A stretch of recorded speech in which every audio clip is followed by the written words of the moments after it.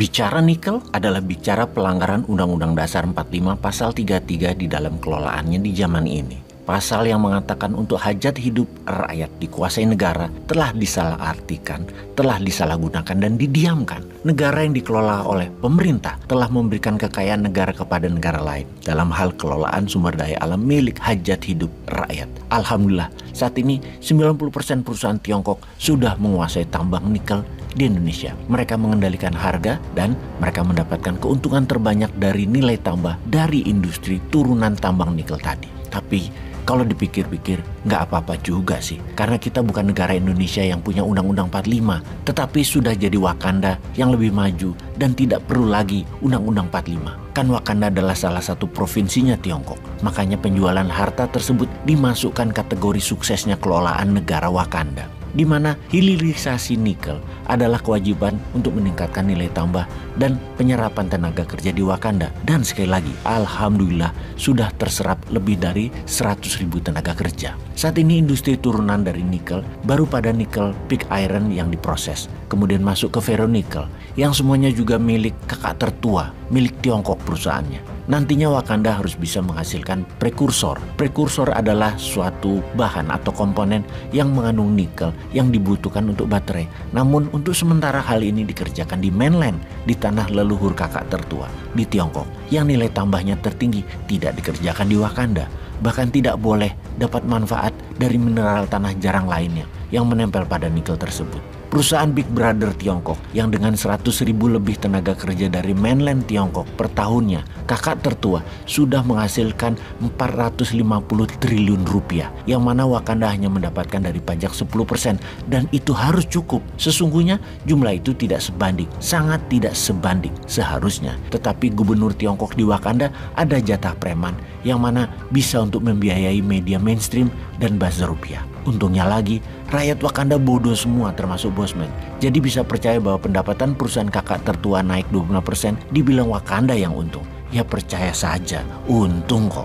Winter is coming, musim dingin datang lebih awal dan kita sudah berada di dalamnya saat ini. Kita semua terinformasikan bahwa di dalam tahun 2023 ke depan nanti akan ada winter, yaitu inflasi, resesi, stagflasi, dan bagaimana menghadapinya. Kalau itu untuk individu, banyak yang sudah mendapatkan solusinya. Kalau untuk bernegara, bagaimana? Faktanya, dalam masa winter, ada satu hal yang pasti dan ini terbukti dalam catatan sejarah ekonomi dunia, bahwa di masa winter tersebut terjadilah the wildest money transferring atau pertukaran kekayaan yang luar biasa besarnya, berpindah tangan dari manusia satu ke lainnya, dari perusahaan satu ke perusahaan lainnya, dari negara satu ke negara lainnya. Inilah peluang yang akan kita ambil, bukan hanya untuk survive, tapi juga untuk berjaya. Apa yang harus Indonesia lakukan, atau setidaknya ide apa untuk pemerintah saat ini agar pertumbuhan ekonomi cepat dan kemakmuran tercapai dengan growth lebih dari 7% setahun. Angka 7% adalah angka yang dijanjikan di masa kampanye, yang hingga saat ini angka tersebut belum tercapai. Karena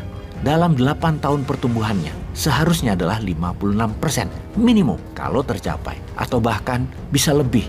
Kalau tiap tahun 7%, di tahun ke-8 itu bukan 56%, tetapi bisa sampai 70% dibanding GDP nasional Indonesia di tahun 2014 dulu. GDP nasional Indonesia di tahun 2014 adalah 890 billion dolar.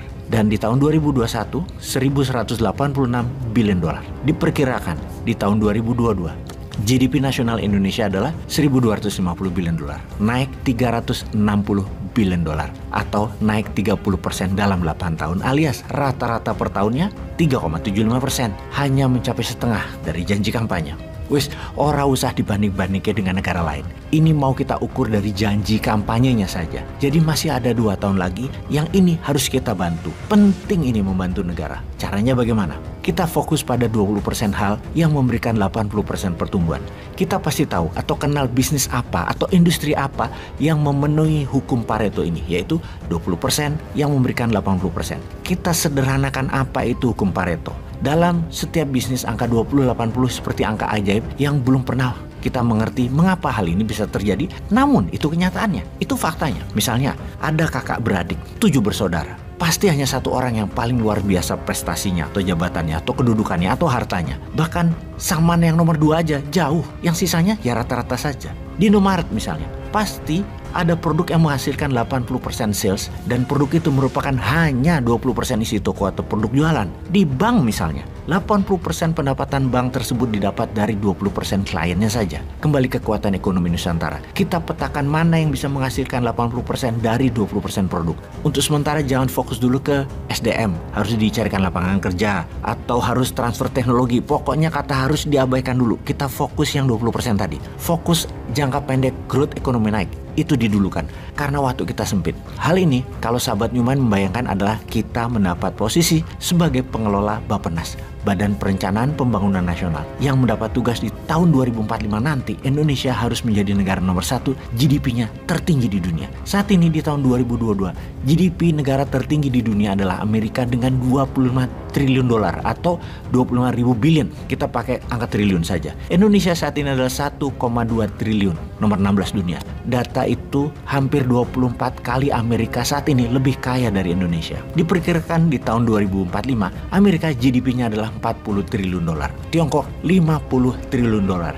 India 43 triliun dolar. Jadi kalau Indonesia mau menjadi nomor 1, Indonesia harus melebihi Tiongkok, melebihi 50 triliun dolar alias naik 50 kali dalam 23 tahun ke depan. Jadi kita menengok kekuatan nasional Indonesia. Kita lihat kekuatan Indonesia saat ini adalah wilayah tropisnya, gunung berapinya, dan curah hujannya. Tuhan sudah memberikan karunia air dan lahan subur dari sononya untuk Indonesia. Maka perkebunan bisa menjadi target utama jangka pendek untuk menaikkan GDP nasional Indonesia dalam 2 tahun ke depan. Tanam tanaman jangka pendek seperti jagung, tebu, singkong, tujuannya satu, Indonesia raja etanol. Kawasan di wilayah Sulawesi, Papua adalah wilayah yang cocok untuk tanaman ini, khususnya tebu. Gerakan sekarang membangun, tahun depan sudah panen. Tahun 2024 sudah jadi raja gula Indonesia. 5 tahun, 2029 Indonesia menjadi raja etanol. Ini bisa menjadi energi alternatif terbarukan untuk mengganti BBM, seperti di negara Brazil. Kuncinya memanfaatkan kekuatan sumber daya alam yang tidak dimiliki bangsa lain. Lalu grup-grup besar kelapa sawit harus mengelola oleochemicalnya di Indonesia. Tidak boleh lagi dibawa ke luar negeri. Dengan jumlah kapasitas produksi sawit yang saat ini 37 juta metrik ton, katakanlah harganya saat ini adalah 700 dolaran, bisa meningkat menjadi 1.200 dolaran setelah menjadi bisnis turunan yang kita kerjakan. Dengan jumlah yang sama, tadinya revenue minyak sawit nilainya 350 triliun per tahun, dalam 2 tahun akan naik menjadi 550 triliun karena bisnis hilirisasi oleochemical. Artinya naik 60% revenue dan growth pertumbuhan Indonesia langsung jadi 7% dan stabil dalam 2 tahun ke depan. Hanya menggerakkan sawit dan perkebunan, hanya memanfaatkan alam subur dengan debu vulkanik plus hujan tropis khatulistiwa yang hanya ada di Indonesia. Jujur, ini berkah tak terhingga dari Tuhan. Grup besar ya seperti Sinarmas, Bakri, Astra, Plantation harus bangun oleochemical plant atau pemerintah BUMN bangun dan mereka wajib jual ke BUMN oleochemical sebagai DMO, Domestic Market Obligation. Wajib mereka store ke pabrik oleochemical tersebut. Kita jadi pengendali etanol, kita jadi pengendali oleochemical, sugar sar atau raja gula, raja sawit, dan banyak lagi tanaman industri lainnya.